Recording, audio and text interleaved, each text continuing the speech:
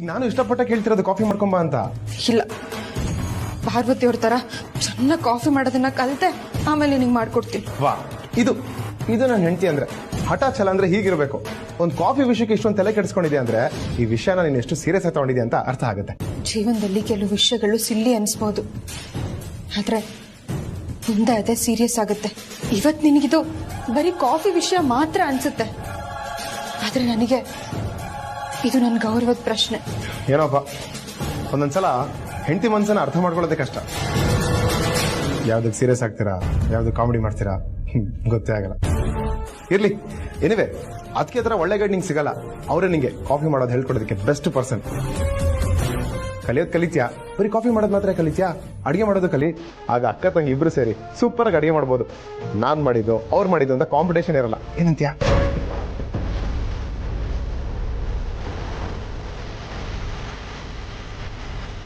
ಹುಡುಗಿರು ಯಾವ್ದೊಂದು ಸೀರಿಯಸ್ ತಗೊಂತಾರೆ, ಯಾವ್ದೊಂದು ಕಾಮಿಡಿ ತಗೊಂತಾರೆ, ಒಂದು ಗೊತ್ತಾಗಲ್ಲ.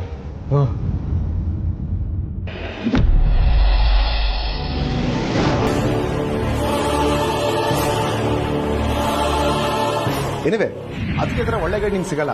ಅವರೇ ನಿಂಗೆ ಕಾಫಿ ಮಾಡೋದು ಹೇಳ್ಕೊಡೋದಕ್ಕೆ ಬೆಸ್ಟ್ ಪರ್ಸನ್. ಕಲಿಯೋದು ಕಲಿತ್ಯಾ, ಬರೀ ಕಾಫಿ ಮಾಡೋದು ಮಾತ್ರ ಕಲಿತ್ಯಾ, ಅಡಿಗೆ ಮಾಡೋದು ಕಲಿ.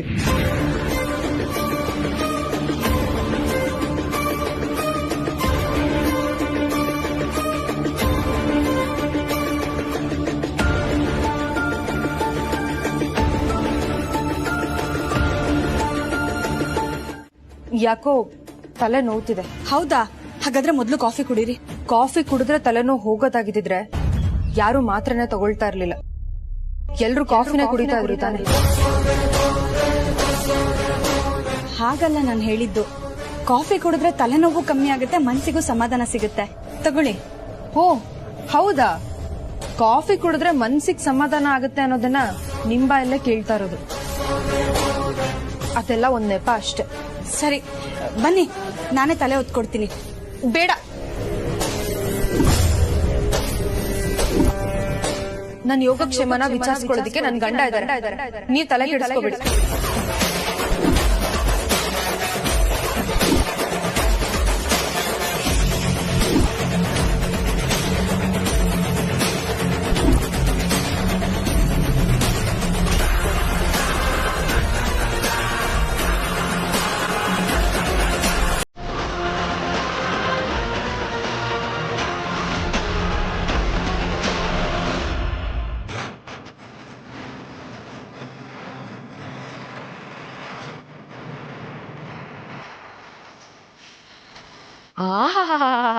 ಇದು ಇದು ನಮ್ ಜನನಿ ಅಂದ್ರೆ. ಇವತ್ತು ನಿನ್ನ ನಿಜವಾದ ಶಕ್ತಿನ ಅನಾವರಣಗೊಳಿಸ್ತೆ ಕಣಮ್ಮ. ಕರೆಕ್ಟಾಗಿ ಕೌಂಟರ್ ಕೊಟ್ಟೆ ಅವಳಿಗೆ ನೀನ್ ಇವತ್ತು. ಇಷ್ಟು ದಿನ ನಿನ್ನ ಬೆದರು ಬೊಂಬೆ ಮಾಡ್ಕೊಂಡು ಆಟ ಆಡಿಸ್ತಿದ್ಲು, ಅಂಥವಳನ್ನ ಇವತ್ತು ಹೆದರ್ಕೊಳ್ಳೋ ಗೊಂಬೆ ತರ ಮಾಡ್ಬಿಟ್ಟೆ ನೀನು. ಸೂಪರ್. ನಮ್ ಪ್ರೀತು ಮಾತಾಡಿದ್ ನೋಡಿ ನಾನೇ ಸ್ಟನ್ ಆಗ್ಬಿಟ್ಟೆ. ಅವನಲ್ಲೂ ಇಷ್ಟೊಂದು ಟ್ಯಾಲೆಂಟ್ ಇದೆ ಅಂತ ಇವತ್ತು ನನಗೆ ಗೊತ್ತಾಗಿತ್ತು.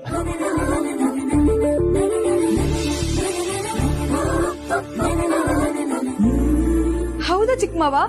ಪ್ರೀತು ಅಷ್ಟ್ ಚೆನ್ನಾಗಿ ಮಾತಾಡದ್ನ? ಇನ್ವೆಸ್ಟರ್ಸ್ ಏನಂದ್ರು? ಪ್ರೀತು ಮಾತನ್ನ ಇಂಪ್ರೆಸ್ ಆಗಿ ಬಿಸ್ನೆಸ್ ಕಂಟಿನ್ಯೂ ಮಾಡಕ್ ಒಪ್ಕೊಂಡ್ರು ಕಣಮ್ಮ.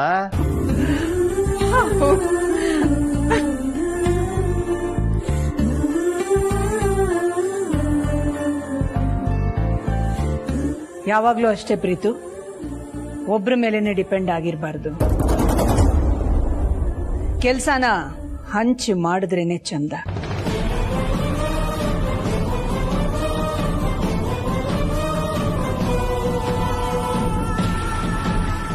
ಜವಾಬ್ದಾರಿಯುತವಾದ ಕೆಲಸನ ಕೊಟ್ರೆ ಸಮರ್ಥವಾಗಿ ನಿಭಾಯಿಸ್ತೀಯ ಅಂತ ಗೊತ್ತಾಯ್ತು.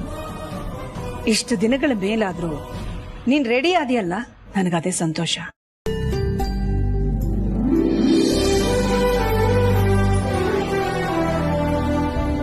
Very good, keep it up.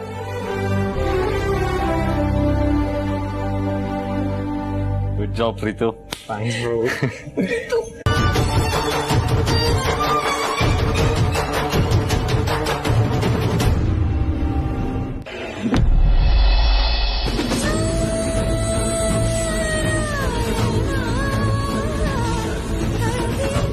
Congratulations Preethu. ಏನಾದ್ರು ಗುಡ್ ನ್ಯೂಸಾ? ಪ್ರೀತು, ನಾನು ವಿಶ್ ಮಾಡಿದ್ದು ಇವತ್ತು ನೀನು CEO ಪೋಸ್ಟ್ ಕೂತು ಮೀಟಿಂಗ್ ಮಾಡಿ ಬಂದಿಯಲ್ಲ ಆ ಖುಷಿಗೆ. ಓ ಅದಕ್ಕ ಯೂಶಲಿ ಗಂಡ ಆಗಿರೋದಕ್ಕಿಂತ ಬೆಟರ್ ಆಗಿ ಏನಾದರೂ ಕೆಲಸ ಮಾಡಿದ್ರೆ ಹೆಂಡತಿಗೆ ಸಂತೋಷ ಆಗುತ್ತೆ. ನನಗೂ ಸಂತೋಷ ಆಗಿರೋದ್ರಲ್ಲಿ ಏನೂ ಆಶ್ಚರ್ಯ ಇಲ್ಲ, ಆದರೆ ನನಗೆ ಸಂತೋಷ ಆಗ್ತಿಲ್ಲ. ಯಾಕೆ ಪ್ರೀತು ಹೀಗೆ ಹೇಳ್ತಿದ್ಯಾ? ಇವತ್ತು ನೀನು ಯಾವ ಪೋಸ್ಟ್ ಅಲ್ಲಿ ಯಾವ ಪೊಸಿಷನ್ ಅಲ್ಲಿ ಕೂತಿದ್ದೆ ಅಂತ ಇಮ್ಯಾಜಿನ್ ಮಾಡ್ಕೋ. ಇನ್ ಮುಂದೆ ನಿನ್ ಲೆವೆಲ್ಲೇ ಬೇರೆ ಪ್ರೀತು, ಅದನ್ನ ನೋಡಿ ನಾನು ಖುಷಿ ಪಡ್ಬೇಕು. ಹೋಯ್ ಅಷ್ಟೊಂದು ಕನ್ಸು ಕಾಣ್ಬೇಡ. ಆ್ಯಕ್ಚುಲಿ ಇವತ್ತಿನ ಮೀಟಿಂಗ್ ನನಗೆ ಖುಷಿನೇ ಕೊಡಲಿಲ್ಲ, ಒಂಥರ ಹಿಂಸೆ ಆಗ್ತಿತ್ತು ಗೊತ್ತಾ.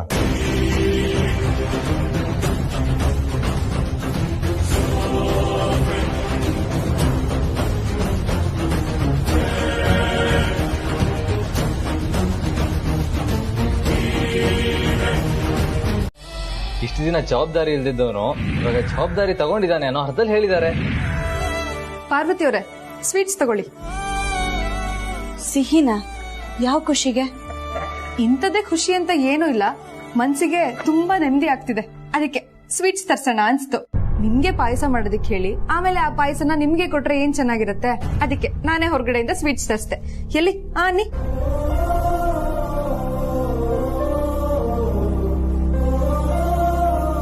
ಏನಮ್ಮ ಜರ್ನಿ, ನಿಮ್ಮ ಅಕ್ಕಂಗೆ ಸ್ವೀಟ್ ತಿನ್ನಿಸ್ತಾ ಇದೆಯಾ? ಏನ್ ಸಮಾಚಾರ? ಏನಿಲ್ಲ ಭಾವ, ಮನ್ಸಿಗೆ ಯಾಕೋ ಖುಷಿ ಆಗ್ತಿತ್ತು, ಅದಕ್ಕೆ ಸ್ವೀಟ್ ತರಿಸ್ದೆ. ನೀವು ತಗೊಳ್ಳಿ.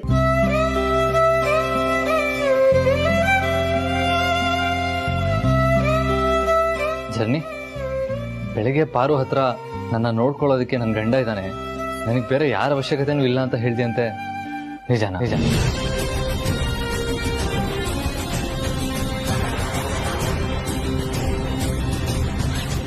ಅದನ್ನೇ ಬೆಳಗ್ಗೆಯಿಂದ ಮನಸ್ಸಿಗೆ ಹಚ್ಕೊಂಡು ಕೊರಗ್ತಾ ಇದ್ದೆ. ನೋಡ್ದಾ ಪಾರು, ನಾನು ಹೇಳಿರ್ಲಿಲ್ವಾ ಏನೋ ತಲೆನೋವಲ್ಲಿ ಒಂದೆರಡು ಮಾತಾಡಿರ್ತಾಳೆ ಅಂತ. ನೋಡು, ಇವಾಗ ಅವಳೆ ಸ್ವೀಟ್ಸ್ ತಗೊಂಡ್ ಬಂದಿದ್ದಾಳೆ. ನಾನು ಹೇಳಿದ ನಿಜ ಆಯ್ತು ತಾನೆ? ಹೌದು ಯಜಮಾನ್ರೆ, ಪಾಪ ಆ ಸಮಯದಲ್ಲಿ ಹಾಗೆ ಮಾತಾಡಿದಾರಷ್ಟೇ. ಆದ್ರೆ ಈಗ ನೋಡಿ ಅವರೇ ಬಂದು ಸಿಹಿ ತಿನ್ನಿಸ್ತಾ ಇದಾರೆ, ಅದ್ರಲ್ಲೇ ಗೊತ್ತಾಗತ್ತೆ ಇವ್ರ ಮನ್ಸು ಎಷ್ಟು ಒಳ್ಳೇದು ಅಂತ. ಸರಿ ಪಾರ್ವತಿ ಅವರೇ, ಪ್ರೀತಿಗೂ ಸ್ವೀಟ್ ಕೊಡ್ಬೇಕು, ನಾನು ಬರ್ತೀನಿ.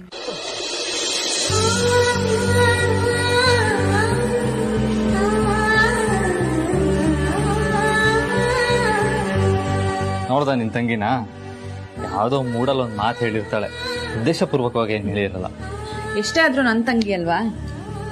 ತಗೊಳಪ್ಪ, ಆಗ್ಲೇ ನನ್ ತಂಗಿ ಹಾಗಲ್ಲು ಹೀಗಲ್ಲು ಅಂತ ಹೇಳ್ತಾ ಇದ್ದೆ, ಈಗ ಸಡನ್ ಆಗಿ ಪ್ಲೇಟ್ ಚೇಂಜ್ ಮಾಡ್ತಾ ಇದ್ಯಾ? ಎಷ್ಟೇ ಆದ್ರೂ ನಿನ್ ತಂಗಿ ಅಲ್ವಾ, ಎಲ್ಲಿ ಬಿಟ್ಕೊಡ್ತೀಯ?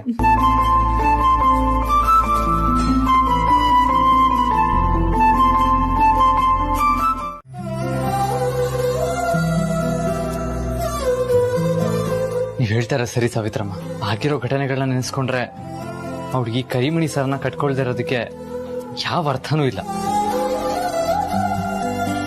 ಕೊಡಿಲಿ.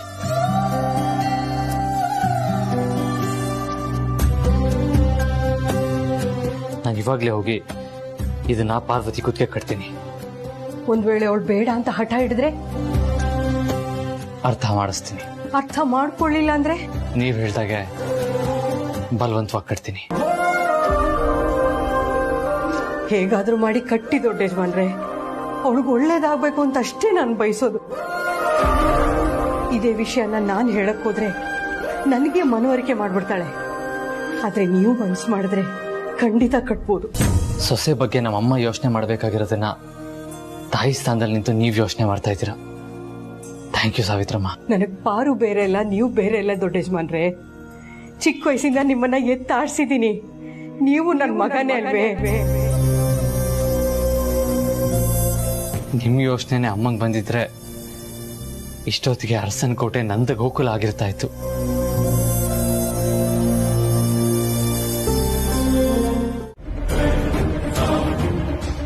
ಬೇಡ ಯಜಮಾನ್ರೆ, ಅಮ್ಮ ನನ್ನನ್ನ ಈ ಮನೆ ಸೊಸೆ ಅಂತ ಒಪ್ಕೊಳ್ಳೋವರೆಗೂ ಇದ್ ಬೇಡ ಅಂತ ನಾನು ಅವತ್ತೇ ಹೇಳಿದ್ದೆ ತಾನೆ. ಒಂದ್ ವೇಳೆ ಅಮ್ಮ ಒಳ್ಳೆ ಇಲ್ಲ ಅಂದ್ರೆ ಹಾಗಲ್ಲ ಯಜಮಾನ್ರೆ. ಯಾರು ವಾದ ಬೇಡ, ನನಗೋಸ್ಕರ ಕಟ್ಟಿಸ್ಕೊ ಪ್ಲೀಸ್.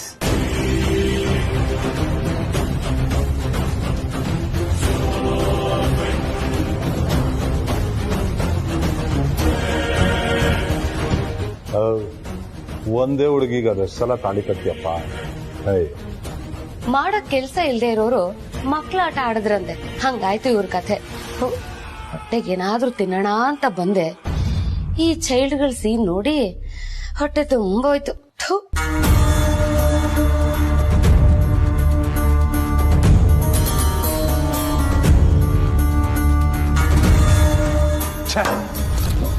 ಎಲ್ಲಿ ಹೊರಟೋದ್ಲು ಇವಳು? ಇವಳು ಹೋಗಿದ್ರಿಂದ ನಮ್ಗೇನು ಲಾಸ್ ಆಗಲ್ಲ, ಆದ್ರೆ ಅವಳು ಅಲ್ಲೇ ಇದ್ದಿದ್ರೆ ಅಖಿಲಾಂಡೇಶ್ವರಿ ಬಂದು ಅವಳಿಗೇನಾದ್ರು ಗೊತ್ತಾಗ್ತಲ್ಲ.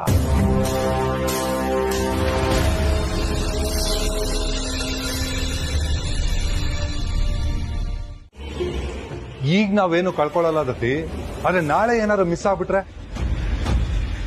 ಅಂದ್ರೆ ಆರ್ಸನ್ ಕೋಟೆಯಲ್ಲಿ ನಡೆಯೋ ಪ್ರತಿ ವಿಷಯನೂ ತಿಳ್ಕೊಳ್ಳೋದಕ್ಕೆ ಅಂತಾನೆ ದಾಮಿನಿ ಕೋಳಲ್ಲಿ ಕ್ಯಾಮ್ರಾ ಇರೋ ತಾಯ್ತಾನ ಕೊಟ್ಟಿರೋದು. ಇವತ್ತಲ್ಲಿ ನಡೀತಿರೋದು ನಮ್ಗೆ ಇಂಪಾರ್ಟೆಂಟ್ ಇಲ್ಲದೆ ಇರ್ಬೋದು, ಆದ್ರೆ ನಾಳೆ ಏನಾದ್ರು ಇಂಪಾರ್ಟೆಂಟ್ ವಿಷಯ ನಡೆದು ದಾಮಿನಿ ಅಲ್ಲಿಂದ ಇವತ್ತಿನ ತರನೇ ಹೊರಟೋದ್ರೆ ಆಮೇಲೆ ನಮ್ಗೆ ಬೇರೆ ದಾರಿ ಏನಿದೆ?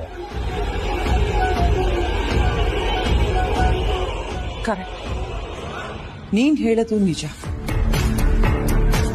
ಬೇರೆ ದಾರಿ ಏನಿದೆ?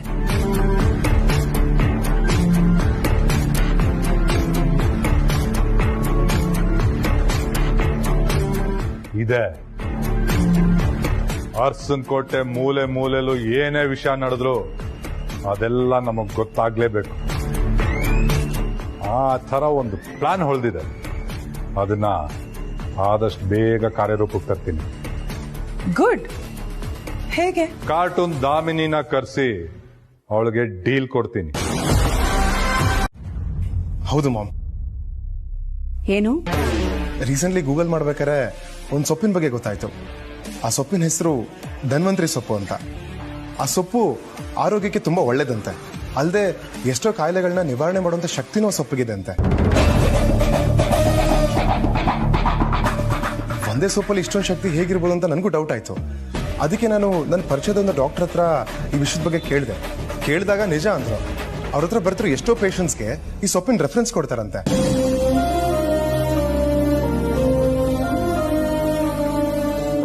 ಅದಕ್ಕೆ ನಾವ್ಯಾಕೆ ಈ ಸೊಪ್ಪಿಂದ ಒಂದು ಹೆಲ್ತ್ ಡ್ರಿಂಕ್ ನ ತಯಾರು ಮಾಡಿ ಮಾರ್ಕೆಟ್ ಲಾಂಚ್ ಮಾಡಬಾರ್ದು?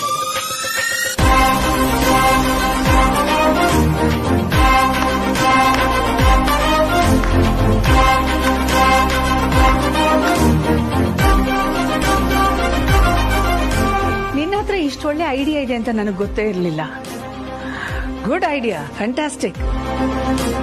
ಹಾಗಾದ್ರೆ ಇದನ್ನೇ ಫೈನಲ್ ಮಾಡೋಣ ಅಲ್ಲ ಮೋಹನ್? ಹೌದು ಅದ್ಗೆ, ಐಡಿಯಾ ಅಂತೂ ತುಂಬಾನೇ ಚೆನ್ನಾಗಿದೆ.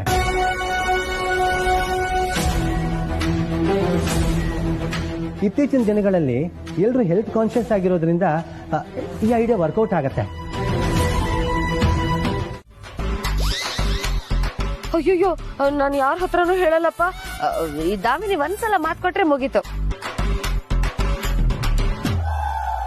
ಹಾಗಾದ್ರೆ ಈ ಅಗ್ರಿಮೆಂಟ್ಗೆ ಸೈನ್ ಮಾಡಿ. ಅಗ್ರಿಮೆಂಟಾ? ಯಾಕೆ? ವ್ಯವಹಾರ ಅಲ್ವಾ ಮೇಡಮ್? ಅಯ್ಯೋ, ಎಲ್ಲ ಇಂಗ್ಲಿಷ್ ಅಲ್ಲೇ ಇದೆ, ನನಗೆ ಓದಕ್ ಬೇರೆ ಬರಲ್ವಲ್ಲ. ನಾವ್ ಯಾಕೆ ಸುಳ್ಳು ಹೇಳಿ ಅಗ್ರಿಮೆಂಟ್ ಹಾಕ್ಸ್ಕೊಳ್ಳೋಣ ಮೇಡಮ್. ನಂಬಿಕೆ ಇಲ್ಲ ಅಂದ್ರೆ ಈ ವ್ಯವಹಾರನೇ ಬೇಡ ಬಿಡಿ. ಪರವಾಗಿಲ್ಲ ಬಿಡಿ, ತಿನ್ನೋ ಬಾಯಿಗೆ ಯಾಕೆ ಮಣ್ಣು ಹಾಕೊಳ್ಳೋದು. ದಾಮಿನಿ ಆ ರಸನ ಕೋಟೆ. ತಗೊಳ್ಳಿ. Thanks madam. ನಿಮ್ಗೆ ಖುಷಿ ಆಗ್ಲಿ ದುಃಖ ಆಗ್ಲಿ, ನೀವ್ ಎಲ್ಲದನ್ನು ಈ ಪೆನ್ ಮೂಲಕ ಹೇಳ್ಕೋಬಹುದು. ಆ ಆಪ್ಷನ್ ನಾವು ನಿಮಗೆ ಕೊಟ್ಟಿದೀವಿ. ಆಯ್ತಾಯ್ತಾಯ್ತು, ನಿಮ್ ನಂಬರ್ ಕೊಡಿ ಮೇಡಮ್. ಹಾ,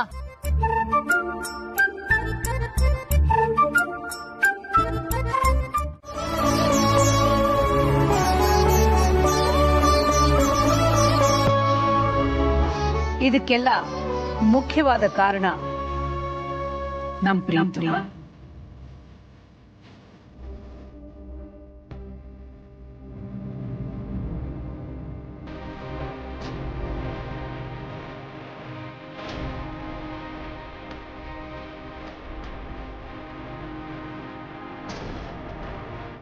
ಈಗ ನಮ್ಮ ಮುಂದೆ ಇರುವಂತ ದೊಡ್ಡ ಸವಾಲು ಅಂತಂದ್ರೆ ಅವರನ್ನ ಇಂಪ್ರೆಸ್ ಮಾಡೋ ಥರ ಎಷ್ಟು ಚೆನ್ನಾಗಿ ನಾವಿದನ್ನ ಪ್ರೆಸೆಂಟ್ ಮಾಡ್ತೀವಿ ಅನ್ನೋದು.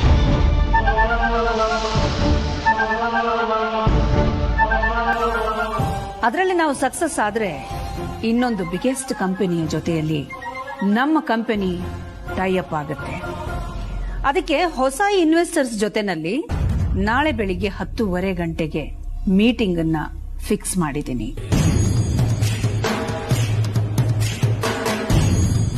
ಒಟ್ನಲ್ಲಿ ನಮ್ಮ ಪ್ರಾಡಕ್ಟ್ ಬಗ್ಗೆ ಕಾನ್ಫಿಡೆಂಟ್ ಆಗಿ ಅವ್ರ ಹತ್ರ ಮಾತಾಡಬೇಕು. ಹಾಗೇನಾದ್ರೂ ಆದ್ರೆ ಇದುವರೆಗೂ ಆಗಿರುವಂಥ ಲಾಸ್, ಬ್ಯಾಕ್ಲಾಗ್ ಎಲ್ಲ ಕವರ್ ಆಗುತ್ತೆ.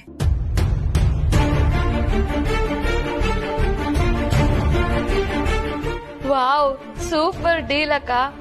ಅವ್ರಿಗೆ ಪ್ರೆಸೆಂಟೇಶನ್ ಯಾರು ಕೊಡ್ತಾರೆ? ಆ ದಿನ ಪ್ರೀತುನ.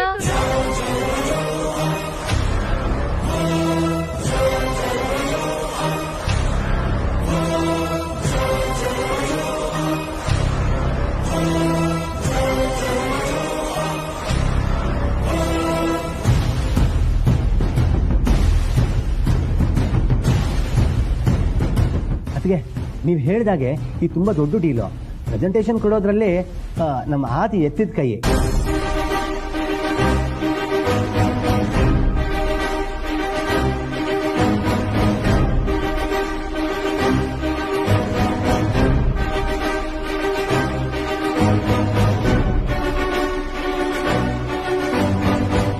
ಆಗಬಹುದು.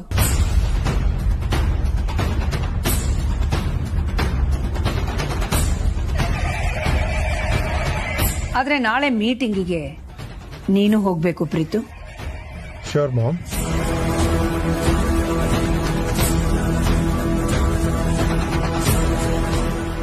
ಎಲ್ರೂ ಆದಷ್ಟು ಬೇಗನೆ ಹೊರಡಿ. ಕಳೆದ ಬಾರಿಯ ಹಾಗೆ ಲೇಟ್ ಆಗ್ಬಾರ್ದು. ಇನ್ನು ನಾನು ಸಭ್ಯಸ್ಥಂತರ ಕೂತ್ರೆ ಆಗಲ್ಲ. ನೀನ್ ಕೂಡ ತಾಳ್ಮೆ ಕಳ್ಕೊಳ್ತಾ ಇದೀಯ. ಈಗ ನಾಳೆ ಮೀಟಿಂಗ್ ಆಗುತ್ತಾ ಆಗಲ್ವಾ? ಆಗಲ್ಲ.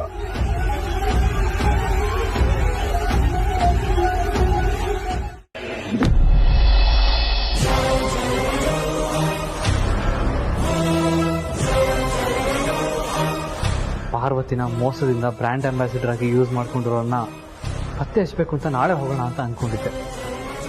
ಆದರೆ ಅಮ್ಮ ನಾಳೆ ಪ್ರಿನ್ಸ್ ಆ್ಯಂಡ್ ಡಾಟರ್ಸ್ ಕಂಪ್ನಿ ಜೊತೆ ಮೀಟಿಂಗ್ ಫಿಕ್ಸ್ ಮಾಡಿದ್ದಾರೆ. ಅದು ಅಲ್ಲದೆ ನಾನೇ ಪ್ರೆಸೆಂಟೇಷನ್ ಕೊಡಬೇಕು ಅಂತಲೂ ಹೇಳಿದ್ದಾರೆ. ನನಗೆ ಏನು ಮಾಡಬೇಕು ಅಂತಲೇ ಗೊತ್ತಾಗ್ತಾ ಇಲ್ಲ. ನನಗೆ ಎರಡು ಈಕ್ವಲಿ ಇಂಪಾರ್ಟೆಂಟ್. ನನಗನ್ಸೋ ಪ್ರಕಾರ ನೀವು ಮೀಟಿಂಗಿಗೆ ಹೋಗೋದೇ ಒಳ್ಳೇದು ಅನ್ಸುತ್ತೆ. ನನಗೆ ಮೋಸ ಮಾಡಿದವ್ರನ್ನ ಆಮೇಲೆ ಬೇಕಾದ್ರೆ ಕಂಡು ಹಿಡಿಬೋದು. ಅಷ್ಟಕ್ಕೂ ಇವಾಗ ಹೋಗಿರೋ ಮರ್ಯಾದೆ ವಾಪಸ್ ಬರುತ್ತಾ, ಇಲ್ಲ ಮೋಸ ಮಾಡಿದವ್ರು ಸಿಕ್ಕಾಕೋತಾರೆ ಅನ್ನೋ ಗ್ಯಾರಂಟಿನಾದ್ರೂ ಇದೆಯಾ? ಇಲ್ಲ ಅಲ್ವಾ? ಈಗಾಗಲೇ ಒಂದ್ಸಲ ಮೀಟಿಂಗ್ ತಪ್ಪಿಸ್ಕೊಂಡು ಅಮ್ಮನ ಮನಸ್ಸಿಗೆ ಬೇಜಾರಾಗಿದೆ. ಮತ್ತೆ ಆ ತಪ್ಪು ಮಾಡೋದು ಬೇಡ.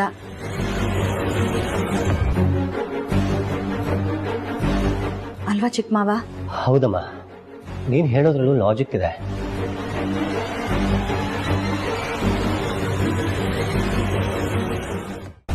ಏನ್ ಮಾಡ್ತೀಯ?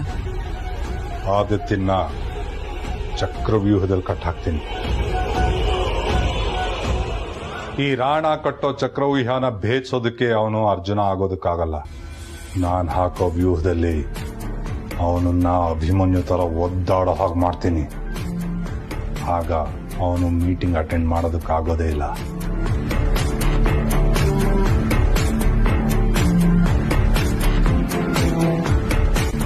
ಆಗ ಅಖಿಲ ಪ್ರೀತಮ್ನ ಅಟೆಂಡ್ ಮಾಡುವಂದ್ರೆ? ಒಂದು ಸಲ ಗೆದ್ದು ಮಾತ್ರಕ್ಕೆ ಪದೇ ಪದೇ ಗೆಲ್ತಾನೆ ಅನ್ನೋದಕ್ಕಾಗಲ್ಲ. ಆದಿತ್ಯಂಗಿರೋ ಟ್ಯಾಲೆಂಟ್, ತಾಳ್ಮೆ ಅವನ ತಮ್ಮಂಗಿಲ್ಲ. ಸೊ ನಾಳೆ ಅವನು ಮೀಟಿಂಗ್ನ ಸಕ್ಸಸ್ಫುಲ್ ಆಗಿ ಹ್ಯಾಂಡಲ್ ಮಾಡ್ತಾನೆ ಅನ್ನೋ ಕಾನ್ಫಿಡೆನ್ಸ್ ನನಗಿಲ್ಲ. ಒಂದೇ ಕಲ್ಲಲ್ಲಿ ಎರಡು ಹಕ್ಕಿನ ಉರುಳಿಸ್ತೀನಿ. ಹಾಗಾದಾಗ ಪ್ರೀತಮ್ಗೆ ಮರ್ಯಾದೆ ಹೋಗುತ್ತೆ. ಅದಕ್ಕೆ ಕಾರಣ ತನ್ನ ಅಣ್ಣನೇ ಅಂತ ಗೊತ್ತಾದ ಮೇಲೆ ರಾಮ ಲಕ್ಷ್ಮಣ ತರ ಇರೋರ್ ಮಧ್ಯೆ ಜಗಳ ಶುರು ಆಗತ್ತೆ. ಆಹಾ, ಯಾರಿಗುಂಟು ಯಾರಿಗಿಲ್ಲ, ದಿನಕ್ಕೆ 10,000 ಸಂಬಳ. ಆಹಾ, ಪ್ರಪಂಚದಲ್ಲೇ ಅತ್ಯಂತ ಸುಂದರವಾದ ವಾಸನೆ ಅಂದ್ರೆ ಅದು ದುಡ್ಡಿಂದು. ಪ್ರಪಂಚದಲ್ಲಿ ಎಷ್ಟೊಂದ್ ಜನರ ಕೈಗೆ ಹೋಗಿ ಬಂದಿರುತ್ತೆ ಈ ನೋಟು, ಆದ್ರೂ ಎಷ್ಟು ಜೋಪಾನವಾಗಿ ಇಟ್ಕೊಳ್ತೀವಿ ಅಲ್ವಾ? ಹ, ಇವಾಗ ಕೆಲಸ ಶುರು ಹಚ್ಕೋಬೇಕು. ಮೊದ್ಲು ನಾನು ಡೈರಿ ಬರೀಬೇಕು. ಮೈಸಂದ್ರದ್ ಮಾರಮ್ಮ, ಒಳ್ಳೇದ್ ಮಾಡಮ್ಮ. ದಿನಾಂಕ ಟಿಂಗ್ ಡಿಂಗ್ ಟಿಂಗ್ ಹೇಳೋ ಹಾಗಿಲ್ಲ, ಬರಿಬೇಕು. ನನಗೆ ಈ ದಿನ ತುಂಬಾ ಸಂತೋಷವಾಗುತ್ತಿದೆ, ಕಾರಣ ಹೊಸ ಕೆಲಸ ಸಿಕ್ಕಿದೆ, 10,000 ಸಂಬಳ. ಅಲ್ಲ, ಪ್ರಪಂಚದಲ್ಲಿ ಇರೋರೆಲ್ಲ ಒಳ್ಳೆಯವರಾಗ್ಬಿಟ್ರೆ ಕೆಟ್ಟವ್ರೇನ್ ಮಾಡ್ಬೇಕು ಅಲ್ವಾ ಫ್ರೆಂಡ್ಸ್? ಅಯ್ಯೋ, ನಾನು ನೋಡು ಡೈರಿಯಲ್ಲಿ ಫ್ರೆಂಡ್ಸ್ ಅಂತ ಬರಿತಾ ಇದ್ದೀನಿ.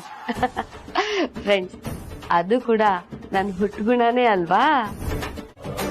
ಯಜಮಾನ್ರೆ, ಇವತ್ ನಾವು ದೇವಸ್ಥಾನಕ್ಕೆ ಹೋಗ್ಬೇಕು ಅನ್ನೋದನ್ನ ಮರ್ತಿದ್ದೀರಾ? ಯಜಮಾನ್ರೆ, ನೀವ್ ತಯಾರಾಗಾಯ್ತು, ನಾನಿನ್ನ ತಯಾರಾಗಿಲ್ಲ. ಅದಕ್ಕಂತ ಅರ್ಜೆಂಟ್ ಏನು? ನೀವು ಮೀಟಿಂಗಿಗೆ ಹೋಗ್ಬೇಕು, ನೆನ್ಪಿದೆ ತಾನೆ? ಪೆದ್ದು ದಾಮಿನಿ, ಕ್ಯಾಮ್ರಾ ತಾಯ್ತದಲ್ಲಿದೆ ಕಣೆ, ಪೆನ್ನಲ್ಲ.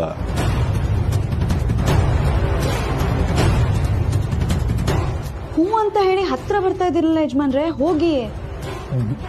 ಹೋಗಲ್ಲ. ಯಾಕೆ? ನನ್ಗಿನ್ನೂ ಬಳೆ ತೋರಿಸ್ಬೇಕಲ್ಲ, ನಾವದ್ರಲ್ಲಿ ಎಕ್ಸ್ಪರ್ಟ್, ಗೊತ್ತಿದೆ ತಾನೆ? ಓಹೋ, ಹೌದಾ? ಯಾಕೆ, ನಾನ್ ನಿನ್ಗೆ ಮದುವೆಯಲ್ಲಿ ಬಳೆ ತೋರಿಸಿದ್ ಮರ್ತೋದ್ಯಾ?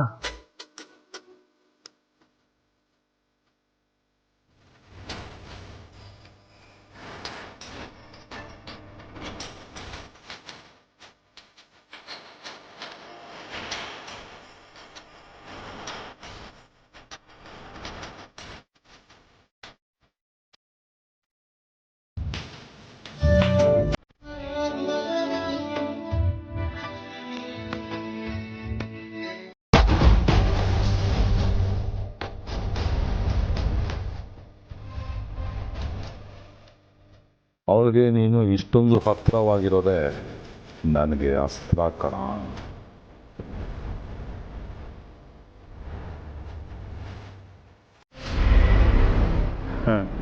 ಅದು ಒಂದು ಕಂಡೀಷನ್, ನಾನು ನೀನು ಬಳೆ ತೋರಿಸ್ತೀನಿ.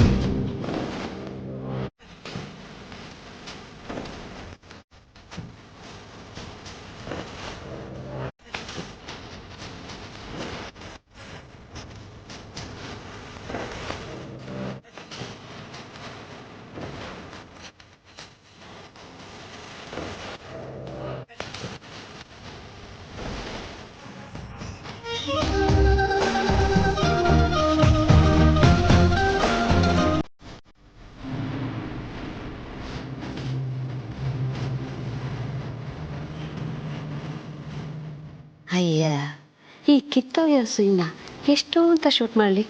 ಮೊದಲೋಗಿ ಸ್ನಾನ ಮಾಡಿ ಹೊಟ್ಟೆ ತುಂಬ ತಿಂಡಿ ತಿನ್ನೋಣ.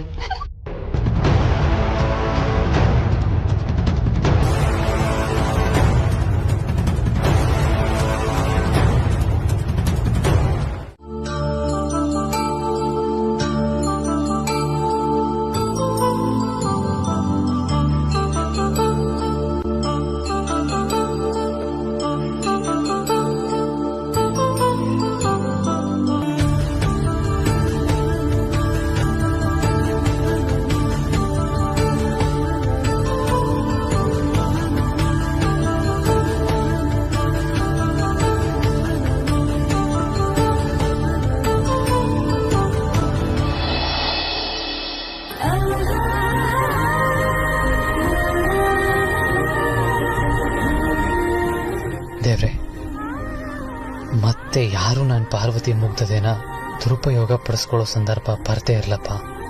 ಈ ಥರದ್ದು ನಡಿಲೇಬೇಕು ಅಂತ ಇದ್ರೆ ಅದು ನನ್ನ ಮೇಲೆ ಬೇಕಾದ್ರೆ ಪ್ರಯೋಗ ಆಗಲಿ.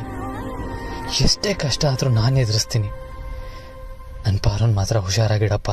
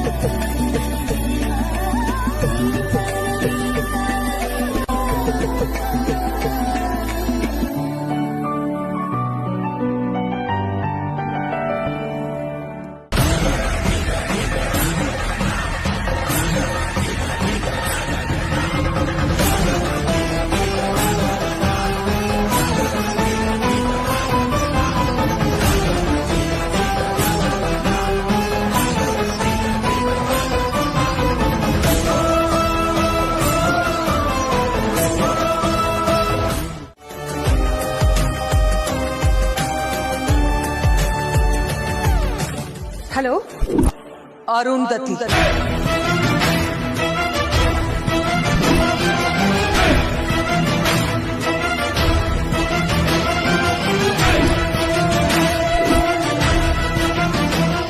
ಕೊನೆಗೂ ನನಗ್ ಬೇಲ್ ಸಿಕ್ಕದ ವಿಷಯ ಗೊತ್ತಾಗೋಯ್ತು ಅಖಿಲಾಂಡೇಶ್ವರಿ.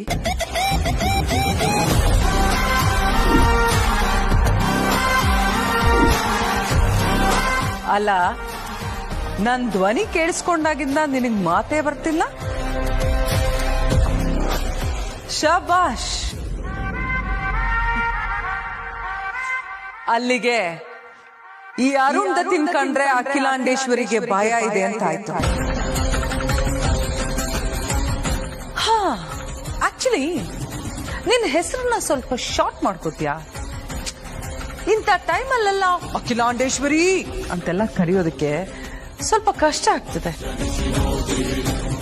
ಸ್ವೀಟ್ ಆಗಿ ಅಖಿಲ ಅಂತ ಕರೀತಾರೆ.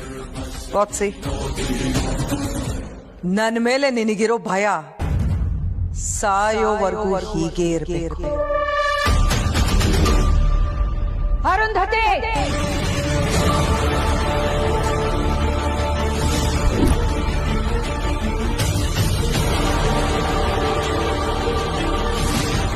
ಧೈರ್ಯಕ್ಕೆ ಹೆಸರುವಾಸಿಯಾಗಿರೋ ಅರಸನ ಕೋಟೆಯ ವಂಶ ಕಣೆ ನಮ್ದು. ನಿನ್ನಂಥ 100 ಕ್ರಿಮಿಕೀಟಗಳು ಬಂದ್ರು ಈ ಅರಸನ ಕೋಟೆ ಅಖಿಲಾಂಡೇಶ್ವರಿನ ಏನು ಮಾಡಕ್ಕಾಗಲ್ಲ. ಅಂಥದ್ರಲ್ಲಿ ನಿನ್ನಂಥ ಯಕ್ಕಶ್ಚಿತ್ ಕ್ರಿಮಿನ ಕಂಡು ನಾನ್ ಹೆದರ್ಕೊಳ್ಳೋದ? ನೆವರ್.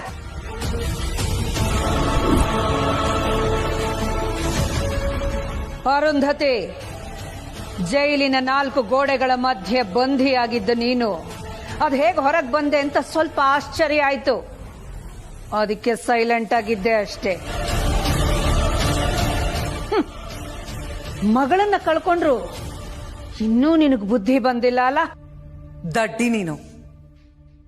ಬುದ್ಧಿ ಕಲಿಬೇಕಾಗಿರೋದು ನಾನಲ್ಲ, ನೀನು. ಇವತ್ತಿಂದ ನೀಡೋ ಒಂದೊಂದು ಹೆಜ್ಜೆನೂ ಸೋಲಿನ ಸರಪಳಿಯಾಗತ್ತೆ. ಇಷ್ಟು ದಿನ ನಮ್ಮಿಬ್ರು ಯುದ್ಧದಲ್ಲಿ ನೀನ್ ಗೆದ್ದೆ ಅಂತ ಬೀಗ್ತಾ ಇದೆ ಅಲ್ವಾ? ನನ್ನ ಸೋಲು ತಾತ್ಕಾಲಿಕ. ಈಗ ಆಡ್ತಿದ್ದೀನಲ್ಲ ಆಟ, ಇದು ಅಸಲಿ ಆಟ. ಇನ್ನು ಮುಂದೆ ನೀನ್ ನೆಮ್ಮದಿಯಾಗಿರಕ್ ಸಾಧ್ಯನೇ ಇಲ್ಲ.